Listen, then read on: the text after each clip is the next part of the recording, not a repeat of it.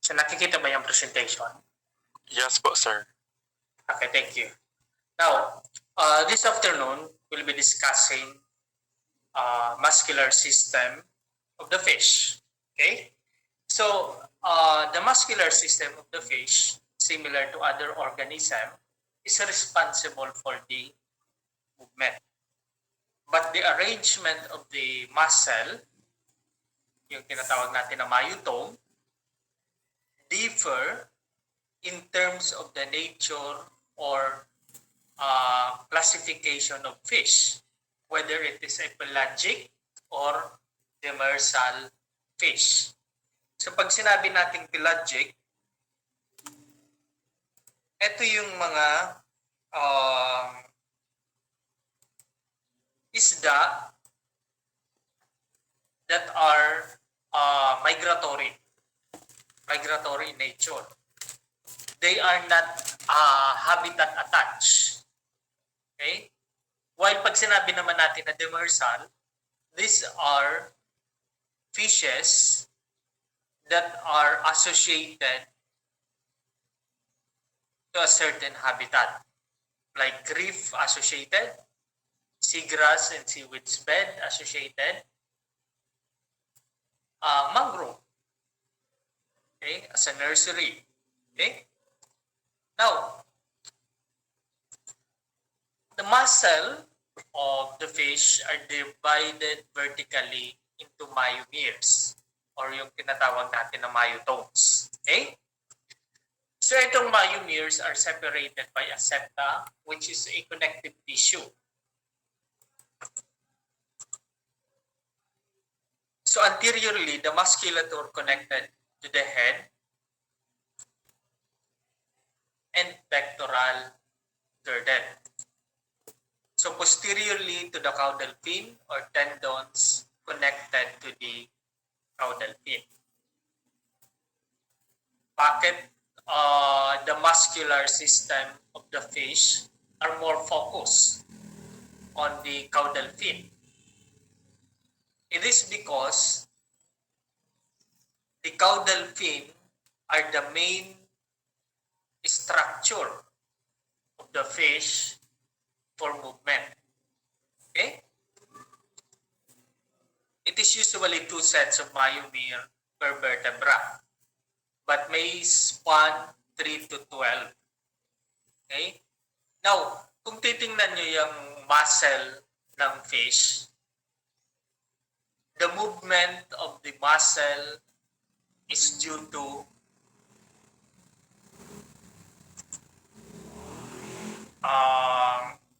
contraction of the individual myomeres per vertebra. Okay? Wait lang.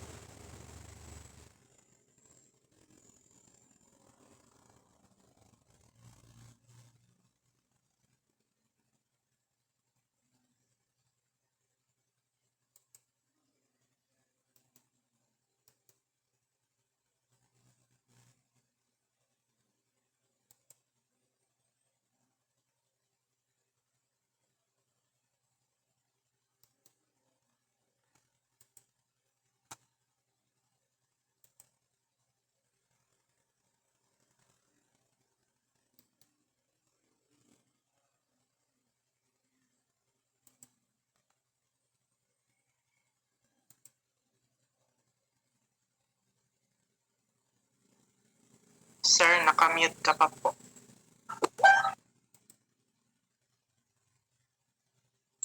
Okay.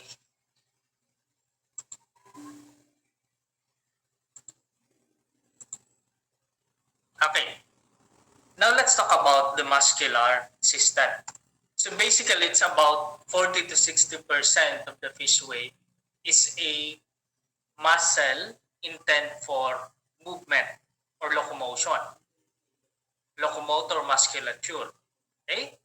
Now, meron tayong red at saka pink muscle which lie in a lateral band along the midline of the body.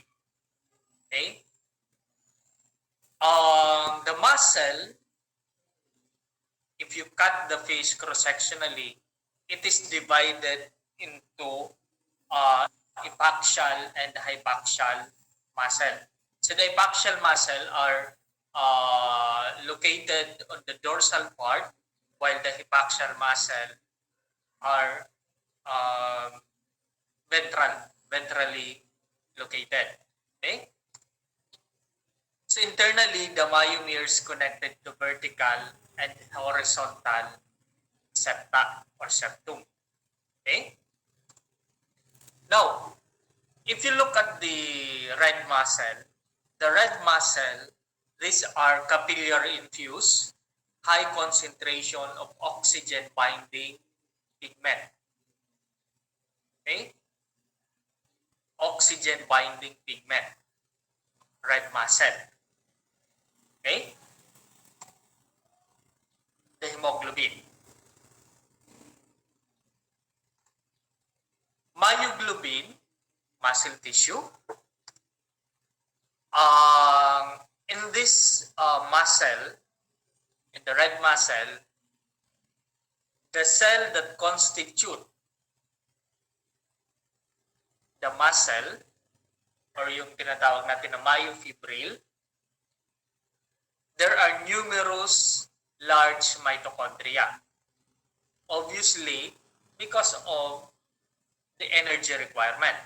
There is high oxidative enzyme activity and abundant lipid and glycogen which is stored in the red muscle. Okay? Utilizing aerobic metabolism for prolonged, sustained swimming. Aerobic metabolism. So if you look at the muscle of fish that are pelagic in nature, they contain high proportion of this red muscle. Obviously, because of this fish, yung mga pelagic fishes are swimming continuously. Okay? Continuous yung kanilang paglangoy. Prolonged and sustained swimming. Therefore, it requires relatively higher amount of energy. Okay? So yan. Swimming that can be maintained from 20 seconds to 200 minutes. Yan pag sinabi natin na sustained swimming. Swimming that can be maintained for an indefinite period. That's by definition ang prolonged or sustained swimming. Longer than 200 minutes. It does not involve fatigue. It does not involve fatigue. Meaning, in their muscle, walang accumulation ng lactic acid. Because fatigue is a result of accumulation of lactic acid. Okay? Foraging, station holding, or schooling. So pag sinabi nating schooling, although you can see that it seems that they are not moving, they're actually moving in one direction. Okay? Is cooling. Cruising in a negatively buoyant fish. Migration.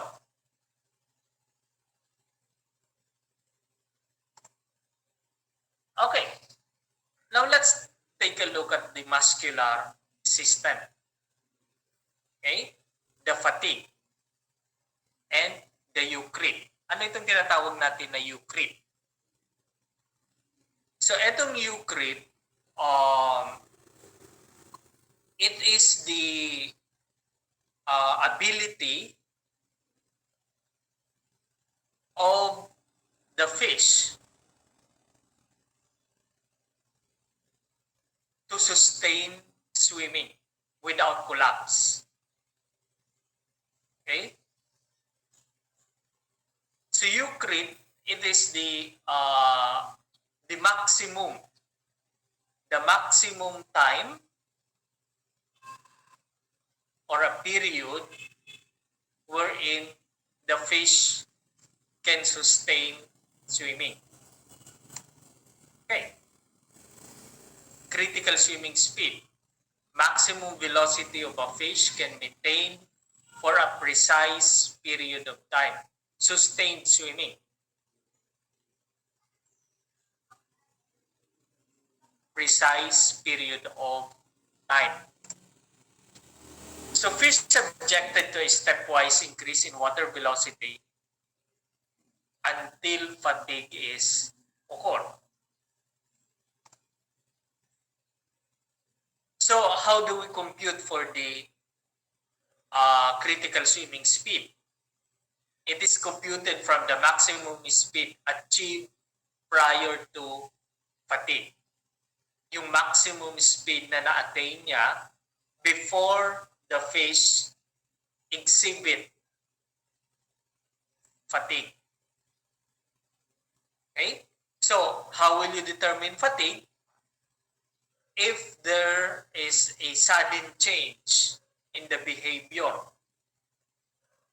swimming behavior of the fish, that is an indication of a fatigue. Okay?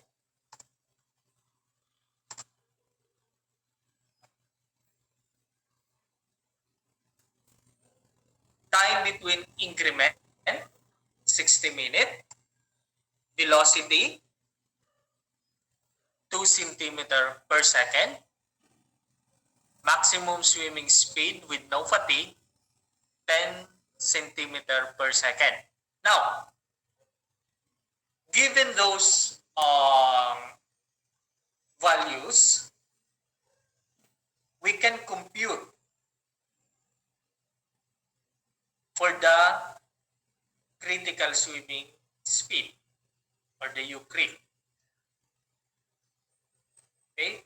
So given those values, we can see that the time to fatigue is 30 minutes. Okay? So what are the constraints for the performance? Constraint on performance of the muscular system. Of course, the biological. Fish size, nutritional status, health, or disease. Fish size, pag malaki, there is a slower swimming speed. Kahit alin naman. Fish size. Okay? Later on, we'll be discussing the factor that affects the swimming speed. Okay? Relative to size. Ratio ng size, yung depth, at saka yung length. Nutritional status. health, okay, or disease. Environmental factor, temperature, oxygen concentration in the water, pollution. So pag sinabi nating oxygen concentration, this pertain to the dissolved oxygen. Okay? Dissolved oxygen. Comparatively, the oxygen concentration sa air is 30 times, 30 plus times higher than the oxygen concentration in water. So if you look at that, the fish have evolved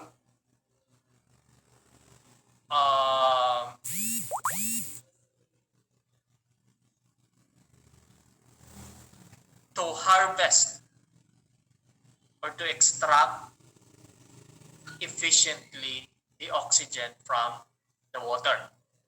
Pollution. Pollution also contribute to performance of the muscular system of a fish. So kung titingnan nyo, temperature, pollution, it has something to do with the oxygen concentration. Pag mainit, ang oxygen concentration ay relatively mababa. Pollution.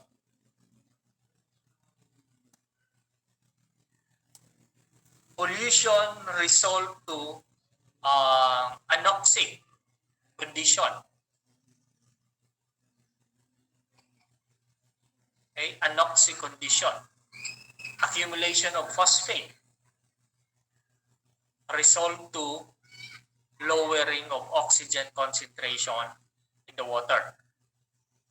Okay? So yan. So by cross-section, ang red muscle, 5 to 15% muscle mass in most species. 5 to 15%. Some species, 0%, while others, more than 15%. Again, ulitin ko, the proportion of this red muscle depending on the nature of the fish, whether it is pelagic or demersal. So yeah. Now let's take a look at the cuneiform fishes. When we say cuneiform fishes, these are fishes with a bullet-shaped body. A bullet-shaped body are adaptation for fast swimming. Okay? Fast swimming and reduction of drag force. Sabihin ito, friction. Okay? It carry red muscle deep in the body core.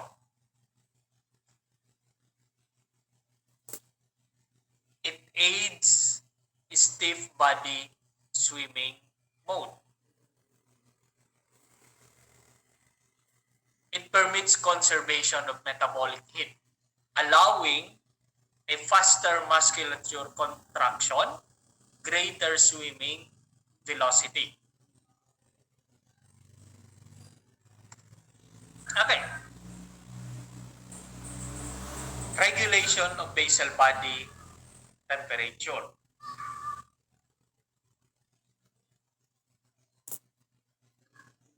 Fishes like the tuna that are highly migratory, they have this tinatawag silang rete mirabelli, which translate into a miraculous network.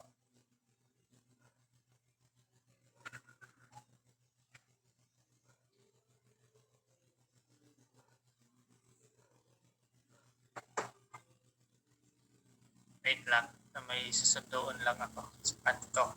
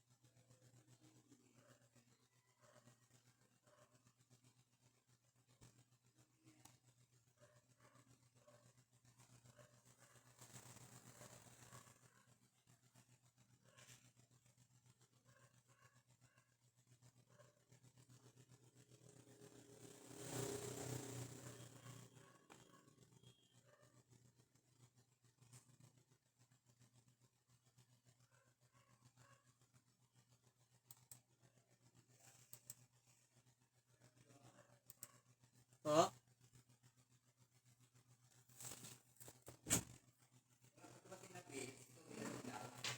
Ay, ala si tubig. Andun po sa kwarto ni Jepig. Ano po?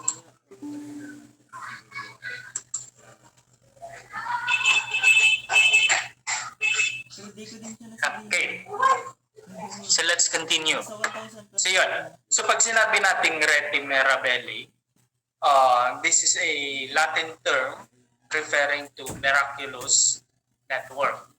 Now, this kind of regulation of basal body temperature that are exhibited by tuna or family of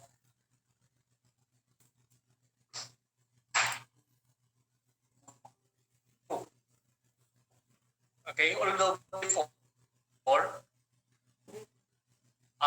tuna and references that suggest tuna to be grouped into one family.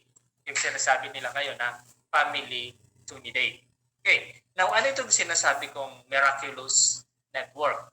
So, given that the tuna are homeothermic, okay, homeothermic, unlike other teleosed fish that are poikilothermic, or ibig sabihin, yung body temperature nila is dependent on the environment. Pero itong mga tuna, which is considered as homeothermic, they maintain constant body temperature, even though the environment tend to change as they migrate. Okay? Merong dalawa lang na klase ng fish that are considered homeothermic, which I've already mentioned in my previous discussion, yung Lamprey guttatus. Okay? And the tuna. So ano itong miraculous network? The tuna possess this kind of network of blood vessel in the surface of their body. For what purpose? To release heat as the environmental temperature change. Okay? So yan. Now let's talk about the white muscle. The white muscle are poor blood supply and lack oxygen binding pigments such as myoglobin. Few smaller mitochondria, enzymes of anaerobic glycolysis. So unlike in the red muscle, fewer mitochondria, and this time, the white muscle contains numerous enzymes for anaerobic glycolysis. Anaerobic. Ibig sabihin, a form of glycolysis that require little to no oxygen. Okay?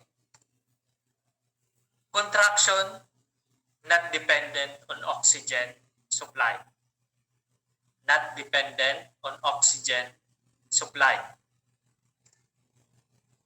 It utilizes anaerobic metabolism, converting glycogen to lactate. So kung babalikan nyo yung biochem, sa biochemistry nyo, during glycolysis, if there is little to no oxygen, which act as the final electron acceptor, the pyruvate is converted into lactate. Okay? Converted into lactate. Now, itong mga white muscle na to are so efficient in utilizing anaerobic metabolism by converting glycogen to lactate, that even though the concentration of lactate is high, they can still contract. Okay?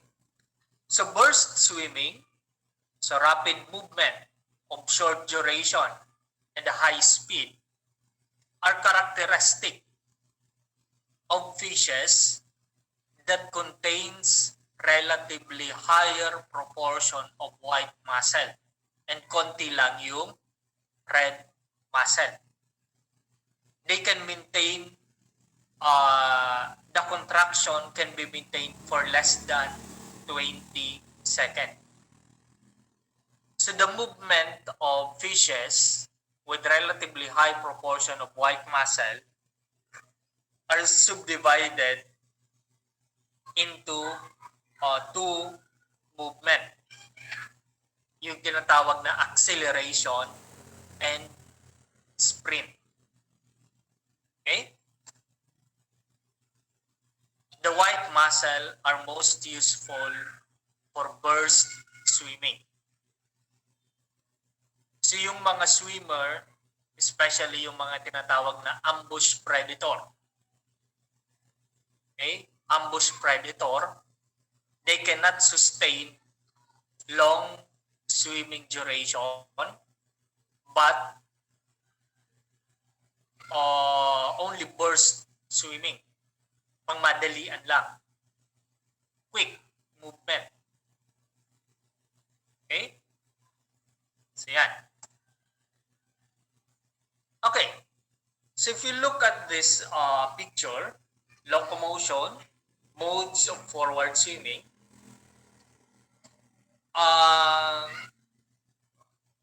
you can see the main structure of the fish intended for locomotion or forward swimming. Okay? So this group, the rajiform, yung mga skates, okay, rays and skates, they use their pectoral fin. Okay? Diodontiform, or fishes that belong to the family ng porcupine. Okay? Tetraodontidae. Labriform, yung mga labrids. Okay? So makikita nyo, yung may black portion that indicates the part of the fish intended for swimming. Ito, anal fin. Okay? Yung mga eel. Okay? Yung dorsal fin. Okay? Ito. Yung silicate. Ballistiform. Yung mga triggerfish. Okay? Tetraodontiform. Ito yung mga butete. Ito yung porcupine. Ito yung mga butete. Pufferfish. Okay? Caudal fin. So most of the fishes exhibit a caudal propulsion. They use their caudal fin to propel. Okay? So yan. Yung iba ginagamit yung trunk, undulation, while yung caudal fin, oscillation. Okay? So yan. So for basic mode, the anguilliform, the subcarangiform, carangiform, and the tuniform. Ito yung 4 basic modes of swimming. 4 basic. Okay?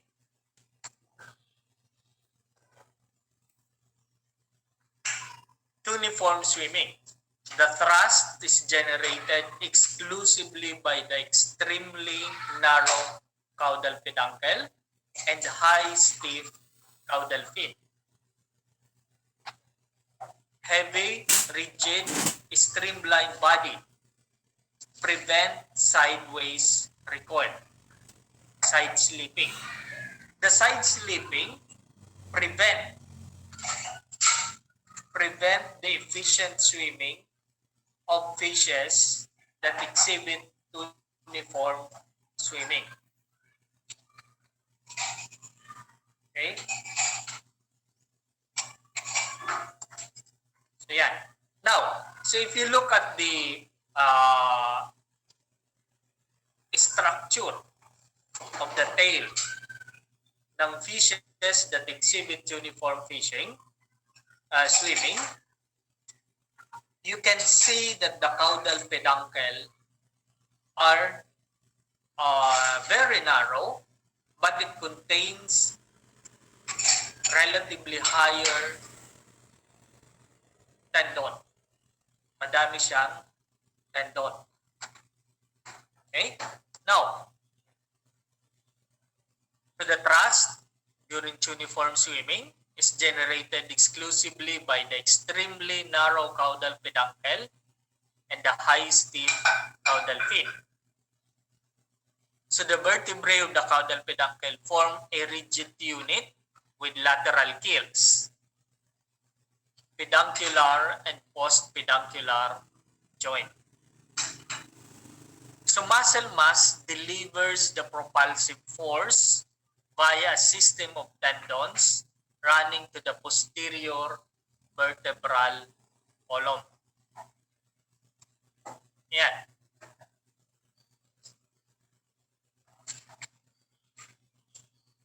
So the posterior oblique tendon and the anterior oblique tendon sa caudal peduncle are responsible for the movement of the caudal peduncle. Okay? So kung hihilingon niyo yan, this one,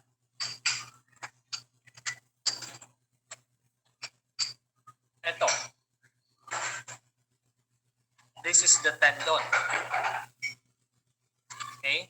Yung tendon na yan, that is responsible for pulling the caudal peduncle during swimming. That creates tension. Okay?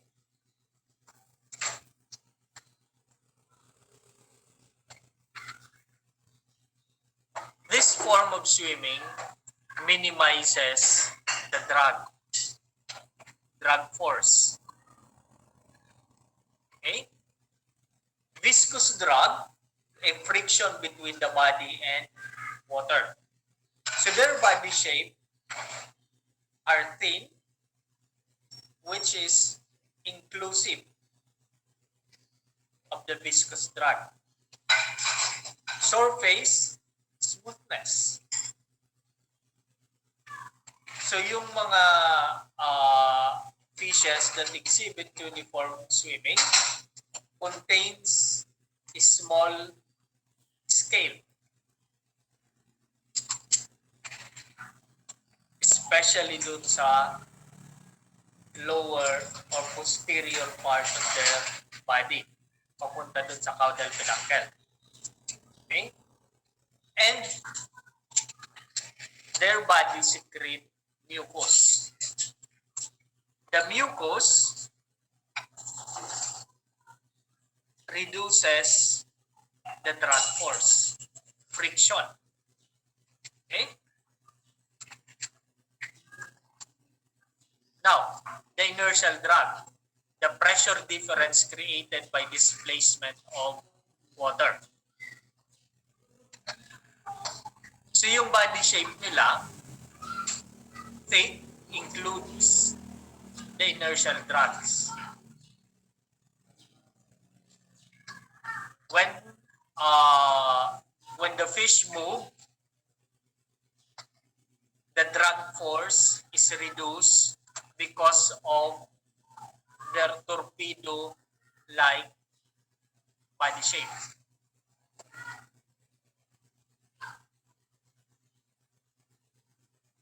So, the speed, high speed is attained because of the fusiform shape, which optimizes the drug reduction. Optimizes drug reduction.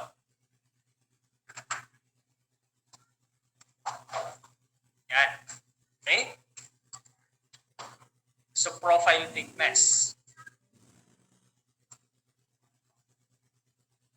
A profile thickness equivalent to 0.25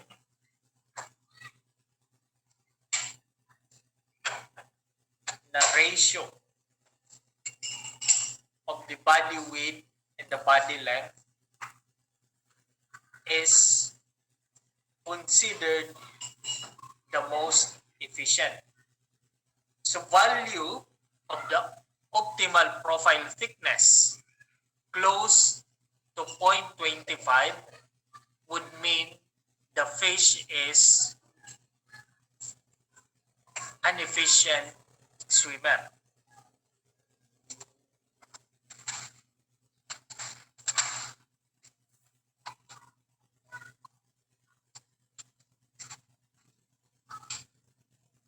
Okay.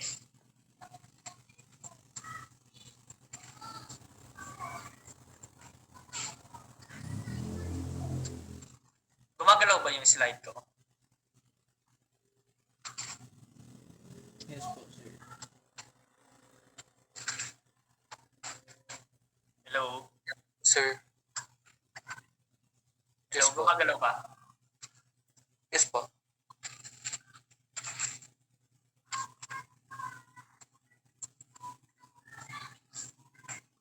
Okay. So yan.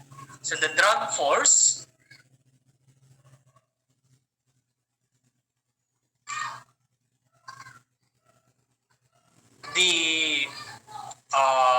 the ratio of the body depth and the length close to 25 is the most efficient because the pressure drag and the skin friction is at its lowest. Okay?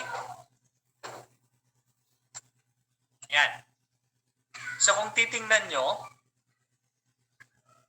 tuna and swordfish, these are both fish that are excellent swimmer.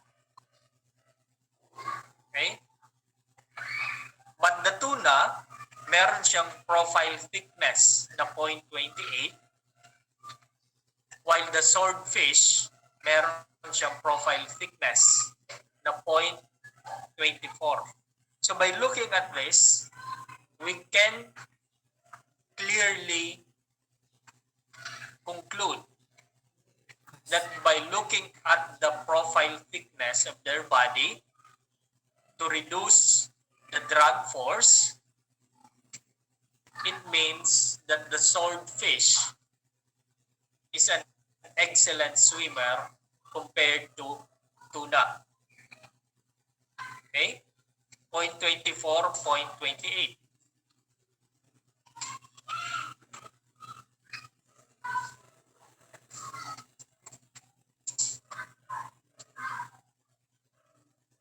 So yan. So the total drag force is equal to the skin friction drag plus pressure drag. Okay?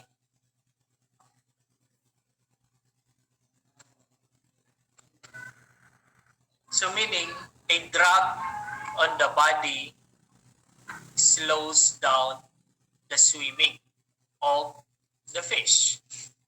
So slowing down or the drag force, to counter this drag force, the fish must exert more effort So the drag force increases the energy requirement of the fish. Okay?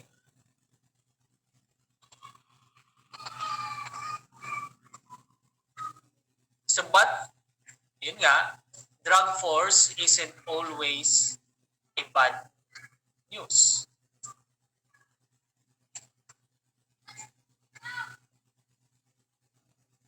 Okay, the fins oscillate back and forth, creating a drag on the fin.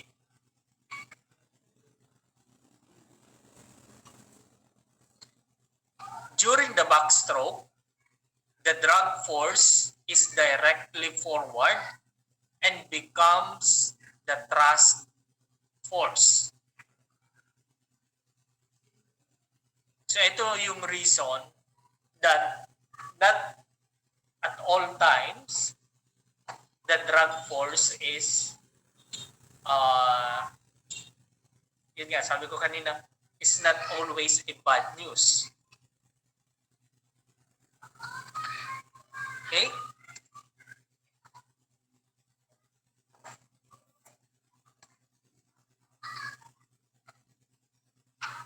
So the forward recovery, yung stroke,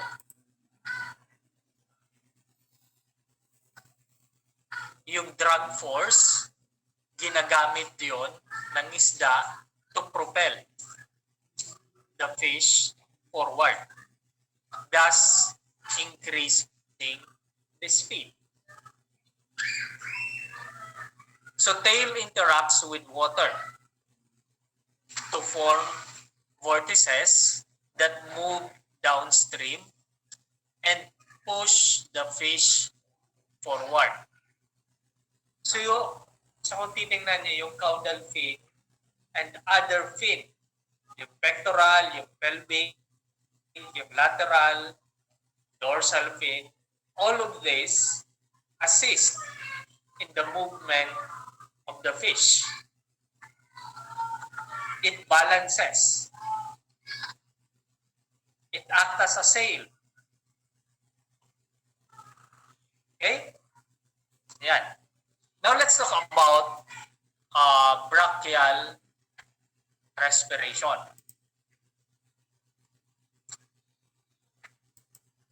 So the brachial respiration, just like animals on the land, fish need oxygen to survive.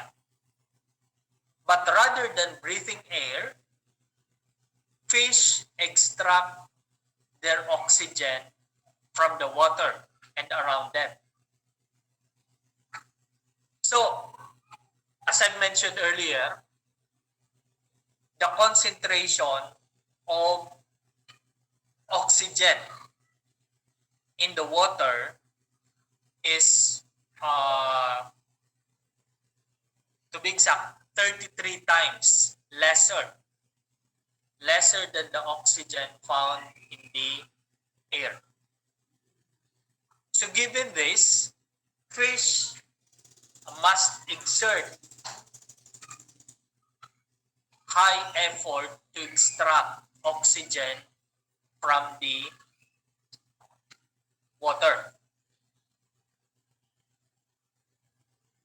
So that's why fish have to be much more efficient breather than terrestrial animals. Advantageous na yung terrestrial animals because mas mataas yung oxygen concentration sa air than in water. Okay? So fish have evolved a clever way to overcome their oxygen-deprived environment through their highly specialized gills. So the gills is where the fish absorb oxygen from the surrounding water papunta dun sa kanilang blood. However, oxygen can only diffuse in the blood at the gills. Sa gills lang. So if oxygen level is higher in water than in blood, oxygen needs to uh,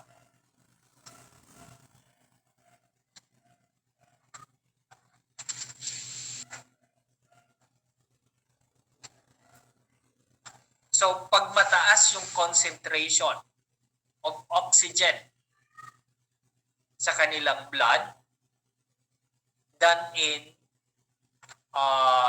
the water, the tendency is the fish exhibit difficulty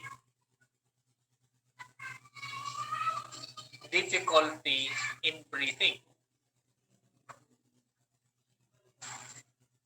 It should be the concentration of oxygen in the water should be relatively higher than the concentration of oxygen in the blood.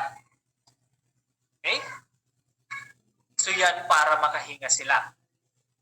Because oxygen diffuse.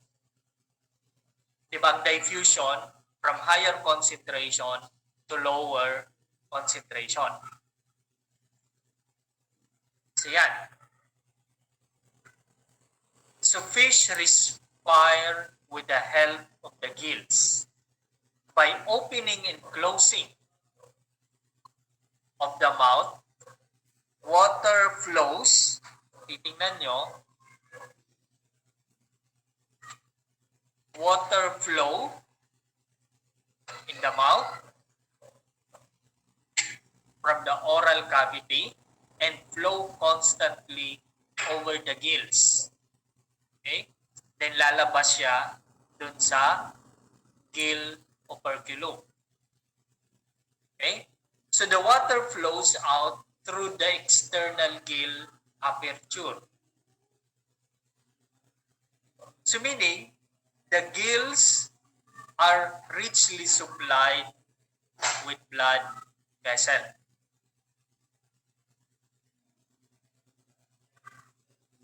So the gills are richly supplied with blood vessel for the fish to absorb and for the oxygen to diffuse from the water papunta dun sa blood. Okay? So as the water flows over the gills, oxygen is absorbed from water and carbon dioxide is expelled into the water, flowing out of the gills. So thus the exchange of gases takes place. So ulitin ko, the concentration of oxygen in the water is higher than the concentration of oxygen in the blood. This is opposite with carbon dioxide. Ang carbon dioxide, mas mataas yung concentration sa blood than in water. So thus nagkakaroon ng exchange of gases by diffusion method. Okay? So yan. So it is gas exchange is mediated and mediated by the gills, by the gill filaments, the gill of the fish. So the gills and its gill filament, which is a feather-like structure, provide a large surface for gas exchange. So titingnan nyo ang anatomy ng gills. This is the gills. Ito yung gill rakers. Yan. The gill arcs contains gill filament. Okay? Contains gill filament. Yung gill filament, there is a network of capillary in the gill lamellae. Okay?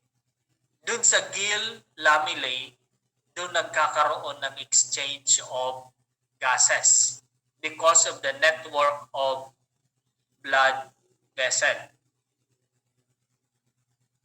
So the key to how fish breathe is the constant streaming of water that pass in the permeable membrane in their gills, in the gill lamellae. Okay? So the diffusion of the oxygen from the water into the bloodstream occur in the gill lamellae.